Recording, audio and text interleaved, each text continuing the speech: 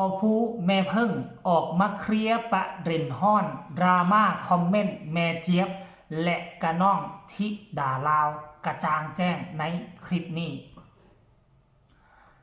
ทักทายสวัสดี FC แฟนคลับของน้องทิดาลาวทั้งสองฝากฟังแม่น้ำของบ่ว่าจะอยู่ทั้งฝั่งไทยฝั่งลาวเนาะเรื่องราวที่มันเกิดขึ้นเรื่องราวน้ำตาตกน้ำตาแตกที่แม่เจี๊ยบออกมาเคลื่อนไหวในมือวานนี้หลายคนตำหนิติสมแหงไปถึงแม่เจี๊ยบบอกว่าถ้าแม่เจี๊ยบเป็นแบบนี้ถ้าแม่เจี๊ยบเฮ็ดแนวนั้นก็จะเป็นการดึงน้องทิดาลาวให้ตกต่ำลงไปน้องจะบ่มีวันโด่งดังน้องจะบ่มีวันโง่หัวขึ้นมาเป็นหมอลำประสบผลสำเร็จในอนาคตได้มันห้ายแห้งขนาดนั้นเลยหวะจากคนที่จริงใจอยากประคับประคองน้องทิดาลาวให้แสดงได้ราบรื่นแต่กับกายในสายตาของบางคนสัมผัสว่าเป็นตัวทวงให้ทิดาลาวมันจึงก่อให้เกิดคลิปนั่นของแม่เจี๊ยบออกมา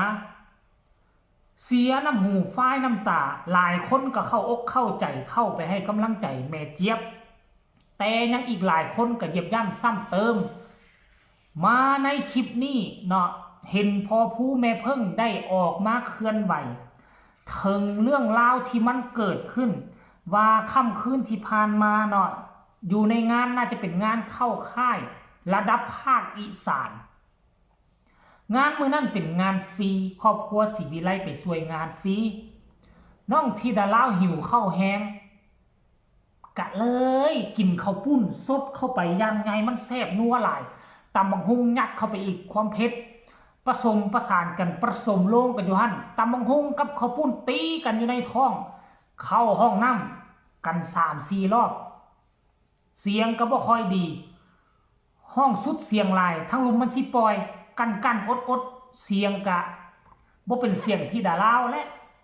มันจึงก่อให้เกิดแม่เจี๊ยบได้ออกมาห้องบางจังหวะบางวัก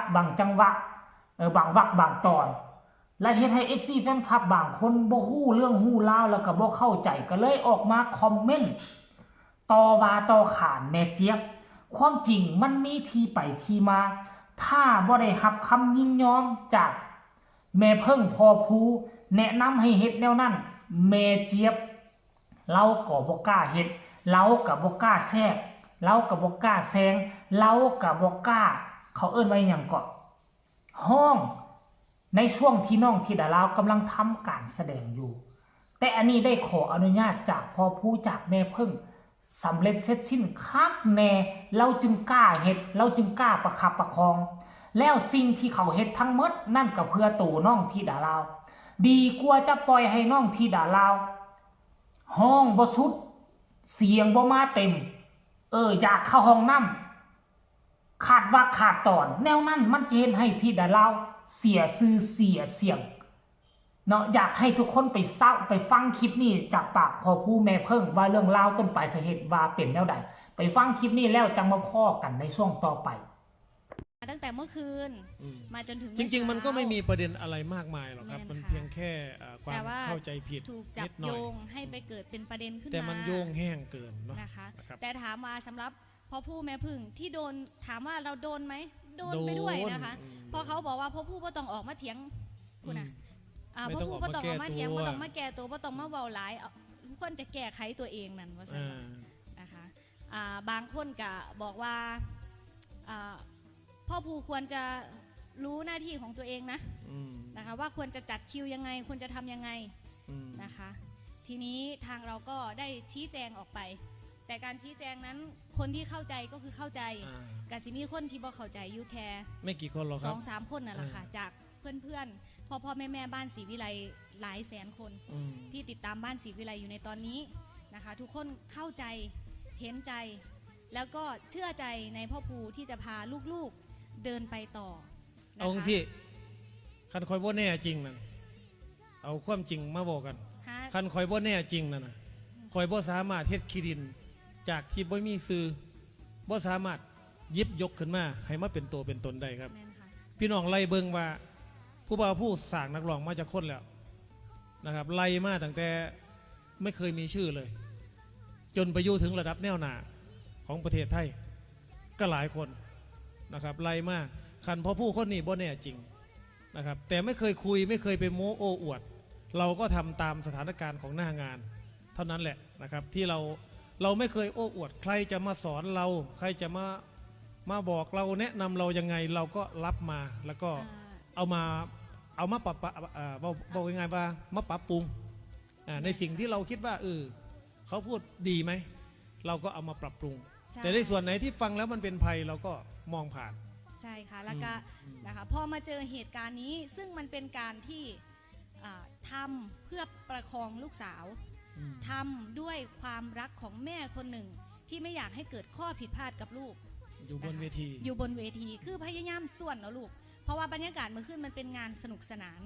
นะคะที่นี่เป็นงานสนุกสนานเนี่ยจะมาร้องเพลงผิดเพลงพลาดหรือว่าเสียงอ่อยๆไม่ได้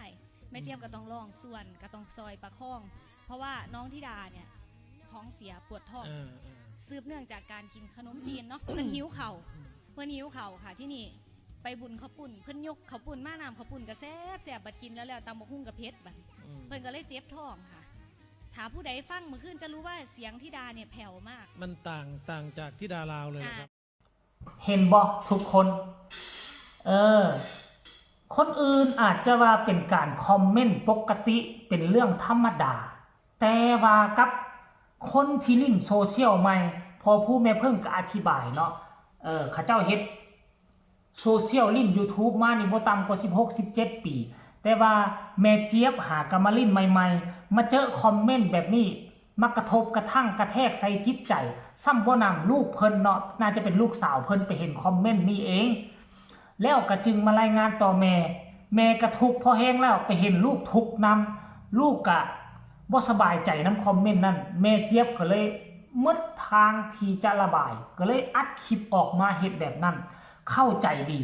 บ่มีไผที่บ่เคยเจอคอมเมนต์ลบๆแบบนี้ค่อยก็เคยเจอมาบ่จักกี่ครั้งบ่จักกี่คราวเฮาอยู่ในโลกโซเชียลเจอแบบนี้เฮาต้องอยู่ให้มันได้บางครั้งจนอยากเลิกทำคลิปทำข่าวการเป็น YouTube เลยอยากเลิกแต่ด้วยความใจมักฮักอยากสนับสนุนศิลปินก็เลยบางครั้งจนบ่อยากอ่านฮอตคอมเมนต์เฮ็ดแต่คลิปไปอย่างเดียวบ่มีไผบ่เคยเจอไผอยู่โลกโซเชียลมันต้องเจอคอมเมนต์แบบนี้อยู่แล้วท่านผู้ชม FC แฟนคลับเพราะฉะนั้นพอผู้แม่เพิ่งก็บอกแม่เจี๊ยบว่าสิ่งที่เจ้าเฮ็ดมันบ่ผิด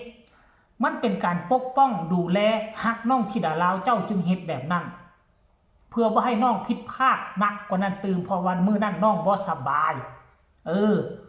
ต้องให้เข้าใจแจ่มแจ้ง FC แฟนคลับของธิดาลาวถ้ากรณีว่ายังเป็นแบบนี้ตื่มคนที่ฮักที่หอมคนที่อยู่ใกล้ชิดอาจจะหายจากชีวิตของธิดาลาวไปเทอละน้อยมันมีแบบอย่างให้เห็นแล้วศิลปินหมอลำมีแล้วเพราะฉะนั้นนะทุกสิ่งทุกอย่างคันท่าเฮ็ดแล้วมันบ่ถึกบ่ต้องพอผู้หากจะจัดการพอผู้หากจะจำนิติเตือนพวกเฮาเป็นเพียงคนนอกแมนยูว่าเฮาเป็น FC แฟนคลับแต่เฮาเป็นคนนอกถ้าเกิดอย่างขึ้นมาเนาะก็บ่จำเป็นต้องไปวิพากษ์วิจารณ์อาจจะส่งหาพอผู้คนนี้อาจจะบ่ดีคนนั้นเฮ็ดแบบนี้บ่ถูกต้องบอกพอผู้ดีกว่าให้พอผู้บอกสอนหลังบ้านมันจึงจะบ่เฮ็ดบ้านให้บ้านเขาแตกแยกกันล่าท่านผู้ชม FC แฟนคลับฝากไว้ให้คลิปเพียงซ้ำนี้ฝากกดแชร์กดไลค์